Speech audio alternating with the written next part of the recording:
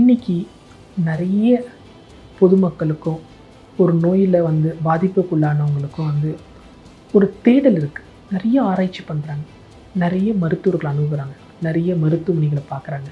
என்ன பண்ணலாம்ன்றது அவங்க பார்க்குறாங்க. அவங்க பல பேரோட ஆலோசனை எடுத்துக்கிறாங்க. என்ன பண்ணலாம், எனக்கு சர்க்கரை வியாதி இருக்குது, எனக்கு தோல் சம்மந்தப்பட்ட பிரச்சனை இருக்குது, மூட்டு சம்மந்தப்பட்ட பிரச்சனை இருக்கோ, ஒரு புற்றுநோயோ, ஏதோ ஒரு குழந்தையின்மையோ, எதை வேணாலும் பிரச்சனை இருக்கட்டுங்க. இப்போ இந்த பிரச்சனையை நீங்கள் எப்படி சரி பண்ணணும்னு எதிர்பார்க்குறீங்க? இந்த சொற்பொழிவு உங்களை சிந்திக்க கண்டிப்பாக வைக்கும். அதில் மாற்றமே கிடையாது.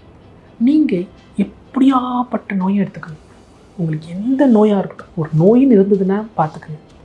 அந்த நோய் ஒரு சாதாரண விஷயமாக கூட இருக்கலாம்.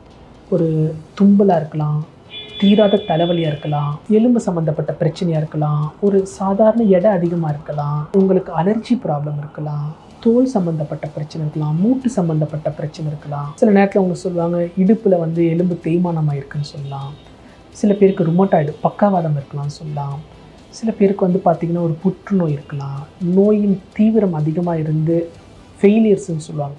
ஒரு இருதய குறைபாடு, இருதய செயலற்று போயிருக்கு, நுரையீரல் செயலற்று போயிருக்கு, அதனால் உங்களுக்கு நிறைய நடக்கக்கூடாது. இந்த மாதிரி எல்லா நோய்களுக்குமே நமக்கு 2 விதமான சிகிச்சை வழிமுறைகள் இருக்குங்க. இப்போது நீங்கள் ஒரு அலோபதி மருத்துவத்துக்கு நீங்கள் போகிறீங்கன்னா க்ரானிக் டிசீஸ்ன்னு சொல்கிறோம் இல்லையா. ஸோ இந்த நோயை 2 விதமாக பிரிக்கும், அக்யூட் அண்ட் க்ரானிக். அக்யூட்ன்றது இப்போ எனக்கு ஒரு காய்ச்சல் வந்திருக்குங்க, அந்த காய்ச்சலை நம்ம குணப்படுத்துகிறோம். எனக்கு அடிபட்டிருக்கு, அந்த அடிபடுறதுக்கு நம்ம ஒரு முதலுதவி செய்கிறோம். இதெல்லாம் ஒரு அக்யூட் டிசீஸ் இல்லைங்களா. க்ரானிக் டிசீஸஸ்ன்னு இருக்குது. இந்த க்ரானிக் டிசீஸுன்றது நம்ம பேசக்கூடிய இந்த எல்லா நோய்களுமே நீங்கள் பார்த்திங்கன்னா அலோபதி மருத்துவத்தில் நம்ம என்ன பண்ண முடியும்னா, அந்த நோயிலேருந்து உங்களால் விடுபட முடியாது. அந்த நோய் உங்களுக்கு என்ன பண்ணணுன்னா, கொடுக்கக்கூடிய மருந்தை அந்த நோய் கட்டுப்படுத்த முடியும். அந்த நோயிலிருந்து விலக முடியாது, அந்த நோயிலிருந்து மீண்டு வர முடியாது. ஏன்னா கொடுக்கக்கூடிய மருந்துகள் அந்த நோயோட தன்மையை குறைக்கும், அந்த நோயிலேருந்து விடுபட முடியாமல் இருக்கும். பட் ஆனால் இங்கே நாங்கள் கொடுக்கக்கூடிய இந்த ஃபங்க்ஷனல் மெடிசன் சொல்லக்கூடிய ஒரு புதுமையான ஒரு சிகிச்சை முறைகள் என்னென்னா, எந்த நோயாக இருந்தாலுமே அது நாங்கள் எப்படி பார்க்குறோன்னா, அந்த நோயோடைய ஆரம்பம் எங்கே, எதனால் இவர்களுக்கு இந்த நோய் வந்திருக்கு, இந்த நோயோட அடிப்படை என்ன, அந்த ஒரு ஆழமான ஒரு பரிசீலனை பண்ணி அவங்களுக்கு நம்ம கண்டறிஞ்சு அந்த பிரச்சனையை நாங்கள் சரிப்படுத்த பார்ப்போம். இப்போது இன்னும் கொஞ்சம் நீங்கள் யோசித்து பார்த்தீங்கன்னா, ஒரு சிலருக்கு சேர்ந்தா மாதிரி சில நோய்கள் இருக்குது. சில பேருக்கு சர்க்கரையும் இருக்கும், ரத்த கொதிப்பும் இருக்கும், ரத்த கொழுப்பும் அதிகமாக இருக்கும், உடல் பருமனும் அதிகமாக இருக்கும். சில பேருக்கு இதெல்லாம் இல்லாமல் சர்க்கரை வியாதியும் தைராய்டு ப்ராப்ளம் இருக்கும். சில பேருக்கு கொலஸ்ட்ரால் இருக்கும், எடை அதிகமாக இருக்கும். சில பேருக்கு குழந்தையின்மை இருக்கும், ஹார்மோன் ப்ராப்ளம்ஸ் இருக்கும். ஸோ இந்த மாதிரி ஒவ்வொருத்தருக்கு மல்டிபிள் ப்ராப்ளம்ஸ் இருக்கும், கரெக்டுங்களா?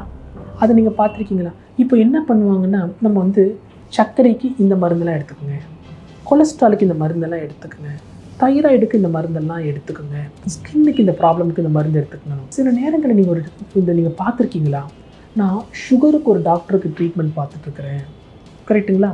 நான் ஸ்கின்னுக்கு வேறு ஒரு டாக்டரை பார்க்குறேன், நான் ஹார்ட்டுக்கு வேறு ஒரு டாக்டரை பார்க்குறேன்னு போய் பார்ப்பாங்க. இதை மாதிரி நீங்கள் கேள்விப்பட்டிருக்கீங்களா? ஒரே நோயாளி சர்க்கரைக்கு ஒரு டாக்டர் பார்ப்பாங்க, இருதய பிரச்சனைக்கு ஒரு டாக்டரை பார்ப்பாங்க, தோல் சம்மந்தப்பட்ட பிரச்சனைக்கு ஒரு டாக்டர் பார்க்குறீங்க. ஸோ நீங்கள் 3 டாக்டரையும் 3 வெவ்வேறு நேரத்தில் பார்க்கணும். 3 பேர் கொடுக்குற மருந்தையும் நீங்கள் அந்தந்த தனிப்பட்ட நோய்க்கு எடுக்கிறீங்க. ஆனால் நீங்கள் யோசித்து பார்த்தீங்களா, எல்லா நோய்களுமே உங்கள் உடம்புல சில காரணங்கள்னால ஏற்படுது. இந்த உடல் இறைவனோட படிப்பு எப்படின்னாங்க, பிரமிக்கிற அளவுக்கு இருக்கும், இன்டர் கனெக்டட்.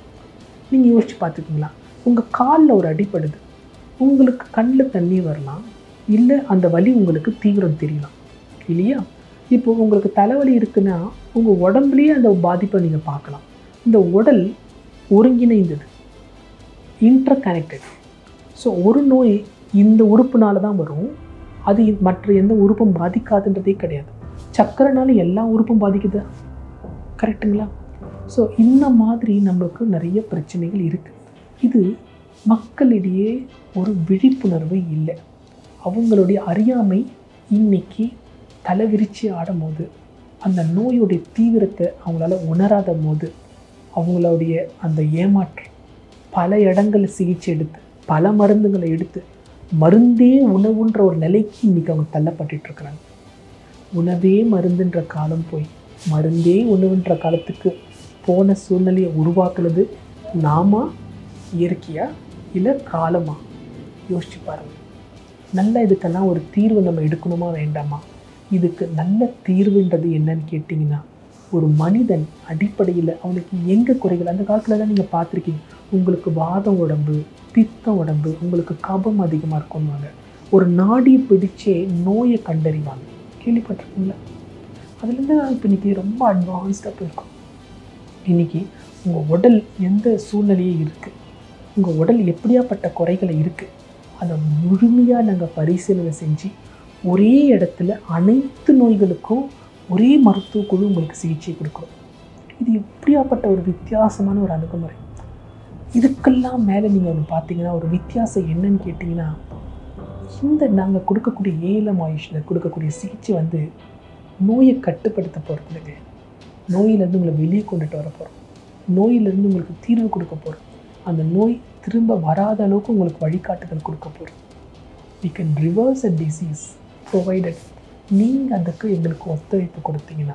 அந்த நோயோட கஷ்டம் சில வருஷங்கள் நீங்கள் அனுபவிச்சிருக்கீங்க இல்லையா, அதோடைய வேதனையை நீங்கள் உணர்ந்திருக்கீங்களே, அதோடைய மருத்துவ செலவினங்களை நீங்கள் அனுபவிச்சிருக்கீங்க இல்லையா, எங்ககிட்ட நீங்கள் ஒரு சில வாரங்கள் சிகிச்சை எடுத்து பாருங்கள். 3 மாதத்தில் உங்களுக்கு எப்படியாப்பட்ட ஒரு கஷ்டமான நோயாக இருந்தாலும் கூட அதிகப்படியாக ஒரு 3 மாதத்துக்குள்ளே நாங்கள் கொடுக்குற முழுமையான ஒரு வழிகாட்டுதலை நீங்கள் பின்பற்றி வந்தீங்கன்னா, எப்படியாப்பட்ட நோயிலிருந்தும் நம்மளுடைய தாக்கத்திலிருந்தும் தீவிரத்திலிருந்து நம்மளால் வெளியே கொண்டுட்டு வர முடியும். இதில் கண்டிப்பாக உங்களோட முயற்சி எங்களுக்கு தேவை. ஆனால் எங்களோட வழிகாட்டுதல் ரொம்ப ரொம்ப வித்தியாசமாக இருக்குன்றதை நாங்கள் வந்து உங்களுக்கு வெளிப்படையாக சொல்ல முடியும்.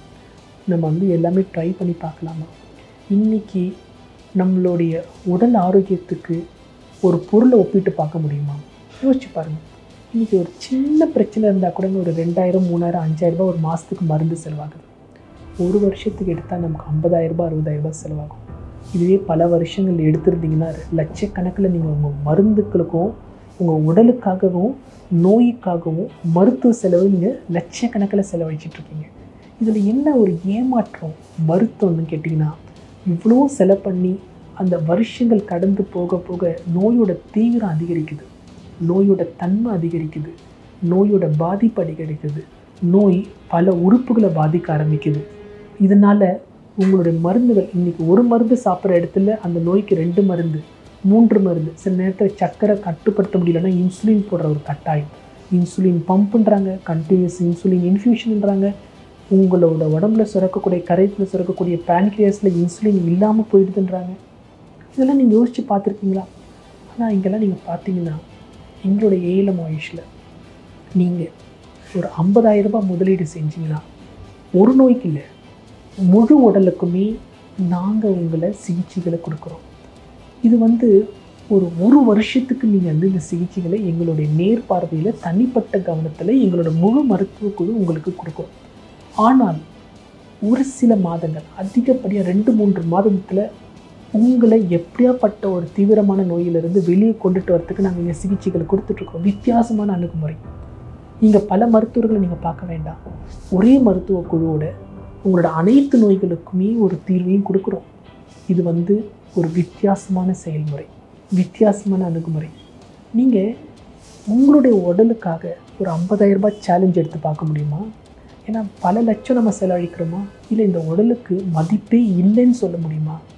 நம்மளால் நம்ம உயிருக்கு ஒரு மதிப்பு கொடுக்க முடியுமாங்க? கிடையாது. நம்மளோட முடிவு எப்படி இருக்கணும்? ஒரு நிம்மதியான முடிவாக இருக்கணும், ஒரு கஷ்டமே இல்லாத ஒரு முடிவாக இருக்கணும், பலருக்கு சுமையே இல்லாத ஒரு முடிவாக இருக்கணும். அப்படி ஒரு முடிவு நம்ம வாழ்க்கையில் நடந்தால் எவ்வளோ நமக்கு சந்தோஷமாக இருக்கும். அப்போது உங்களுடைய இந்த உடலுக்கு ஒரு முதலீடுன்றது நம்ம நினைக்கலாமா, இல்லை இது ஒன்றுமே இல்லைன்றது நீங்கள் நினைக்கலாமா? சற்று சிந்திச்சு பார்த்தோமோ நம்ம இந்த 50,000 rupees scheme ALM Arogya plan, AAP plan சொல்லுவோம், ஆயுஷ் ஆரோக்கியா பிளான்னு சொல்லலாம், ALM ஆரோக்கியா பிளான்னு சொல்லலாம், AAP பிளான். இந்த பிளானில் நம்ம ஒரு 50,000 ரூபாய் செலவழிக்கும் போது கம்ப்ளீட்டாக இந்த நோயிலிருந்து நம்மளால் விடுபட முடியுன்றது உங்கள் கையில் இருக்குது. நாங்கள் அது உங்களுக்கு ஒரு வழிகாட்டுதல், வழித்துணையாக இருப்போம். கண்டிப்பாக உங்களை ஊக்கப்படுத்துவோம், இதிலேருந்து வெளியே கொண்டுட்டு வருவோம். இதை நீங்கள் பல பேருக்கு போய் தெரிவிக்கணும், பல பேருக்கு இதை பயனடையணும், நீங்கள் இதை உணரணும். அதுக்கு நாங்கள் உங்களுக்கு உறுதுணையாக இருப்போம். சரிங்களா? இப்படியாப்பட்ட ஒரு நோய்களுக்கு எல்லாம் ஏன் நம்ம கவலைப்படணும்? நோய் மனிதன் தேடினது, இயற்கை கொடுக்கல, நம்மளோட தலைவிதி கொடுக்கல, நம்ம கர்மா கொடுக்கல. நம்ம அதை வரக்கூடாததை நம்மளே வர வச்சுக்கிட்டோன்றது. இது முழுக்க முழுக்க நம்ம தான் காரணம். ஒரு நோயிலிருந்து நம்ம விடுபடணும்னா அது நம்ம கையில் இருக்குன்றதை நம்ம ஃபஸ்ட்டு புரிஞ்சுக்கணும். எப்படியாப்பட்டவங்களும் ஒரு மாதாந்திர சம்பளத்தில் இருக்கவங்க கூட ஒரு கடன் வாங்கி கூட அவங்களோட பிற்காலத்தில் பல லட்சம் நான் செலவு பண்ணி என் நோயிலிருந்து நான் விடுபடாமல் போய் அந்த நோயுடைய தாக்கம் அதிகரித்து பல உறுப்புகள் பாதிக்கக்கூடிய நிலைமையை நம்ம தவிர்த்து இப்போவே நான் ஒரு கடனை வாங்கி கூட இந்த சிகிச்சை எடுத்தேன்னா, நான் இதிலேருந்து விடுபட்டேன்னா எனக்கு ஒரு பெரிய மாற்றங்கள் கிடைக்க போகுது. என் உடல் ஆரோக்கியமாக இருந்தால் நான் அதிகமான உழைப்பை கொடுக்க முடியும், அதிகமான ஒரு கவனத்தோடு என்னோடய வேலைகளை நான் செய்ய முடியும், இன்னும் என்னோடய வேலையில் பல மடங்கு நான் ஊதியத்தை ஈட்ட முடியும், திறமையை வெளிப்படுத்த முடியுன்றது ஒரு கணக்கு இருக்குங்களா? அதனால் இந்த ப்ரோக்ராமை பார்த்து நீங்கள் அத்தனை பேருமே உங்களை நல்லா சிந்திச்சு ஏன் இந்த ஒரு முயற்சியை நான் எடுக்கக்கூடாது? இதை நீங்கள் கண்டிப்பாக எடுங்க. உங்களோட வாழ்க்கையில் மாற்றத்தை நீங்கள் உணர்வீங்க. நன்றி, வணக்கம்.